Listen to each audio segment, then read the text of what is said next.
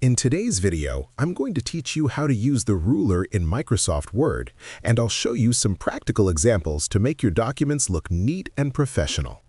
The ruler is a powerful tool that helps you control margins, indents, and tab stops, giving you precise control over your text layout. Let's get started. First, if the ruler is not already visible, go to the View tab on the ribbon at the top of the screen. In the Show group, make sure the Ruler checkbox is selected.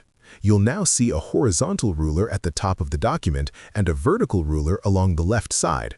The horizontal ruler is used for adjusting margins, indents, and tab stops. For example, if you want to create a first-line indent, click and drag the small top triangle on the left side of the ruler to the right. This will move the first line of a paragraph while keeping the rest of the lines aligned. To create a hanging indent, drag the bottom triangle instead. Hanging indents are often used for bibliographies or reference lists.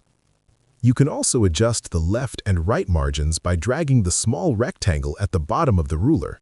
Moving it changes the paragraph's width without affecting the entire page margins. Another powerful feature of the ruler is tab stops. Click anywhere on the ruler to add a tab stop. When you press the Tab key on your keyboard, your text will jump to the tab stop position. You can create multiple tab stops for aligning text, such as in tables, schedules, or invoices. To remove a tab stop, simply drag it down off the ruler. The vertical ruler is helpful for adjusting the top and bottom margins of your page or positioning objects like images and text boxes more precisely.